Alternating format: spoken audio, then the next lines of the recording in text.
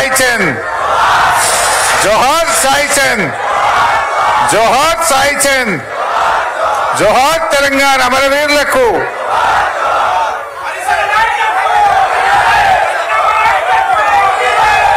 సభాధ్యక్షత వహిస్తున్న సోదరిమణి సాయి చంద్ సతీమణి రజనీ సాయి చంద్ గారికి, గౌరవ మాజీ మంత్రివర్యులు శ్రీనివాస్ గౌడ్ గారు, నిరంజనన్న గారు, లక్ష్మారెడ్డి గారు, మిత్రులు ఆర్ఎస్ ప్రవీణ్ గారు, మాజీ శాసనసభ్యులు రామ్మోహన్ రెడ్డి గారు, ఆల వెంకటేశ్వర రెడ్డి గారు, రాజేందర్ రెడ్డి గారు, పట్నం నరేందర్ రెడ్డి గారు,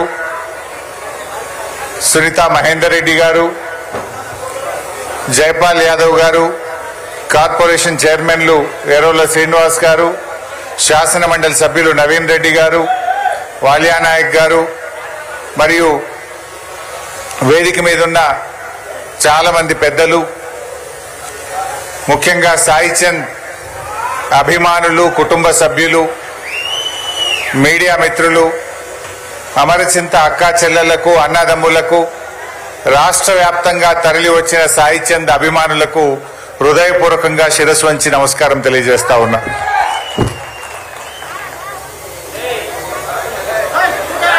నిజంగా సాయి చంద్ మనను వీడిపోయి 2 సంవత్సరాలు అయిందంటే నేను నమ్మలేకపోతా ఉన్నాను.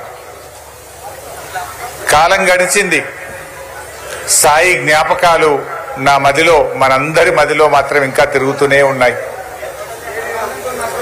సాయి చంద్ను మనం కొంతమంది ఒక గాయకుడిగా చూస్తారు. సాయి ఒక గాయకుడే కాదు, ఒక ఉద్యమకారుడు, తెలంగాణ ఉద్యమకారుడు, ఒక కవి, ఒక రచయిత, ఒక వాగ్గేయకారుడు, ఒక అద్భుతమైనటువంటి గాయకుడు సాయి చంద్. నిజంగా సాయి కేసీఆర్ గారికి, కోట్లాది మంది తెలంగాణ ఉద్యమకారులకు, బీఆర్ఎస్ కుటుంబ సభ్యులకులో ఒక కుటుంబ సభ్యుడిగా మారాడు సాయి చంద్. చాలా మంది సాయిని ఒక గాయకుడిగా చూడలే. ఇందాక సునీత చెప్పింది, ఇంటికి పిలిచి బట్టలు పెట్టాను అని. బట్టలు ఎవరికి పెడతాం? తమ్ముడికి పెడతాం, తోబుట్టుకు పెడతాం, ఆడబిడ్డకు పెడతాం. అలా కోట్ల మంది ప్రజల హృదయాల్లో సాయి నిలిచిపోయాడు. నిజంగా సాయి లేడంటే ఈరోజు నాకు చాలా బాధగా, నమ్మలేనటువంటి పరిస్థితుల్లో ఉన్నాను. సాయి చంద్ ఒక్కొక్క మాట ఒక తూటాలా పేలుతుండే, ఒక్కొక్క పాట ఒక తూటాలా పేలుతుండే. అది ఏ పాట అయినా సరే, అమరుల గురించి పాడిన రాతి బొమ్మల్లో కొలువైన శివుడా పాట అయితేనేమి, డాక్టర్ బాబాసాహెబ్ అంబేద్కర్ గురించి పాడిన పాట అయితేమి, పాట ఏదైనా గుండెను సముద్రం చేయగలిగిన శక్తి ఒక్క సాయికే సొంతం. ఆ రాతి బొమ్మల్లో కొలువైన శివుడా అనే పాట ఒక్కసారి కాదు, సాయి ఎన్నిసార్లు పాడితే అన్నిసార్లు నా కళ్ళల్లో నీళ్లు తిరిగేది. దుఃఖాన్ని ఆపుకోలేకపోయేవాడిని, అందులో లీనమైపోయి పాడేవాడు. ఆ పాట పాడుతుంటే అసలు కళ్ళల్లో నీళ్లు పెట్టని వాళ్ళు లేరు. నేనైతే ఎన్నిసార్లు కళ్ళల్లో నీళ్లు పెట్టుకున్నాను. డాక్టర్ బాబాసాహెబ్ అంబేద్కర్ మీద ఇందాక మిత్రుడు ప్రవీణ్ గారు చెప్పినట్టు ఆ పాట కూడా కళ్ళల్లో నీళ్లు తెప్పిస్తుంది. నిజంగా ఇలాంటి సమాజం ఉండేనా అనిపించేది. ప్రతి మనిషి ఆ పాట వింటే ఆ మనిషిలో మార్పు వస్తుంది. అంత గొప్పగా, అంటే కళ్ళకు కట్టినట్టుగా సాయి చెప్పేవాడు. సాయి ఉద్యమంలో కూడా, తెలంగాణ ఉద్యమంలో మీ అందరికి తెలిసే ఉంటది, కానీ 3 సార్లు చెర్లపల్లి జైలుకు పోయాడు. జైలుకు పోయినా బాధపడలే. తెలంగాణ కోసం జైలుకు వెళ్తున్నా అని ఆనందంగా జైలుకు వెళ్ళాడు. సగర్వంగా జైల్లో నుంచి బయటకు వచ్చాడు. జై తెలంగాణ అన్నాడు. ఎన్నో ప్రలోభాలు పెట్టారు ఆనాటి సమైక్య పాలకులు. సాయికి ఎన్నెన్నో ఆఫర్లు ఇచ్చారు. ఏ దానికి తల ఒగ్గలే. నా నాయకుడు కేసీఆర్, నా పార్టీ బీఆర్ఎస్, నా లక్ష్యం తెలంగాణ అని నిక్కచ్చిగా చెప్పాడు. లాఠీ దెబ్బలు కొట్టినా, జైల్లో పెట్టినా, కనత మీద తుపాకీ పెట్టినా, కోట్ల రూపాయల ఆఫర్లు ఇచ్చినా, పదవులు ఆశగా చెప్పినా, నిక్కచ్చిగా నిటారుగా కేసీఆర్ వెంట తెలంగాణ ఉద్యమంలో నిలబడ్డ అసలు సిసలైన ఉద్యమకారుడు మా సాయి చంద్. నిజంగా నాకు ఒక సోదరులాగా, ఒక తోబుట్టులాగా నేను సాయిని చూసుకునేవాడిని. ఎంత ప్రేమ, ఆప్యాయత, నిజాయితీ ఆయన మాటల్లో ఉండేది. ఈ కాలంలో మనం చూస్తూ ఉంటాం, చాలా మంది తొందరగా మెట్లెక్కాలని, అధికారం కావాలని, పదవులు కావాలని, డబ్బులు కావాలని ఎన్నింటికో పార్టీలు మారుస్తుంటారు, రంగులు మారుస్తుంటారు. కానీ సాయి నిజాయితీగా ఒక ఉద్యమకారుడిగా పనిచేశాడు. నిజంగా ఈరోజు సాయి ఉండుంటే ఎంత బాధపడి ఉండేవాడు. జై తెలంగాణ అనే వ్యక్తి ఈ రాష్ట్రానికి ముఖ్యమంత్రి అయిందంటే సాయి గుండె ఎంత బాధపడేదో.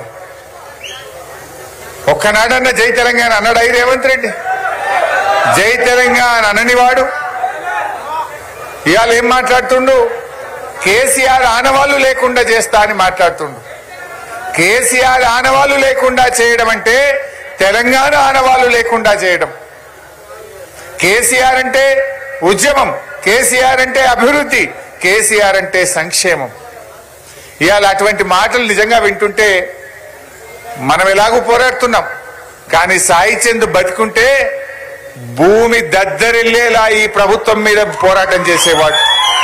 ఎన్ని పాటలు పాడేవాడో, తెలంగాణ సమాజంలో ఎంత ఆయన ప్రభావితం చేసేవాడు.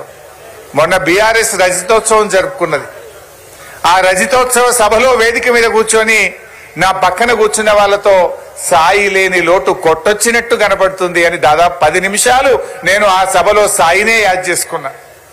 అయ్యో సాయి ఉంటే ఈ రోజు ఎట్లా ఉంటుండే, సాయి లేని సభ జరుగుతుందే ఈ రజతోత్సవ సభ అని చెప్పి చాలాసేపు సాయి పాటలు, సాయి మాటల్ని ఆ సభలో నేను చాలాసేపు యాద్ చేసుకున్నాను.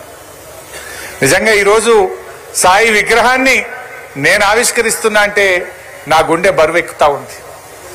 ఇంత చిన్న వయసులో సాయి మనను వదిలిపోవడం నిజంగా ఇది చాలా చాలా బాధాకరం.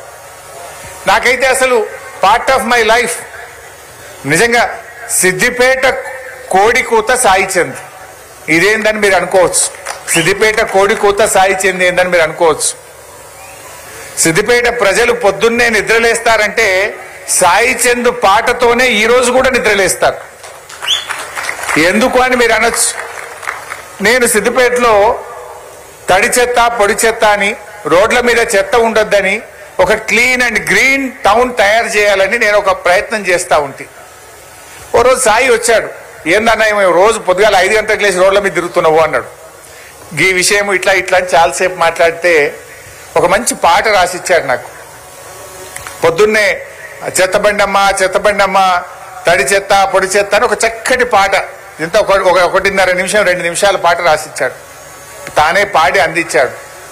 అన్ని ట్రాక్టర్లకు, అన్ని ఆటోలకు ఆ పెన్ డ్రైవ్ పెట్టాం.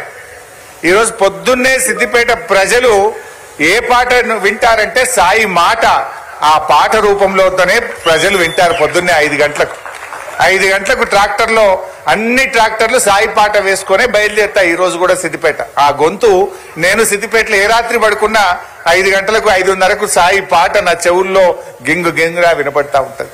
నిజంగా బాధ వస్తుంది, చాలా బాధ కలుగుతూ ఉంటది. అట్లా ఆయన ఎన్నో కార్యక్రమాలు, సామాజిక సేవ, దళిత ఉద్యమాల్లో కావచ్చు, ఈరోజు మద్యపాన నిషేధంలో కావచ్చు, యువతి యువకులు పెడదవులు పడుతుంటే దాని విషయంలో ఆ యువకుల్లో ఒక మార్పు కోసం కావచ్చు, తెలంగాణ ఉద్యమం నుంచి మొదలుకుంటే ఎన్నో కార్యక్రమాల్లో పాల్గొన్నటువంటి ఒక మంచి నాయకుడు సాయి.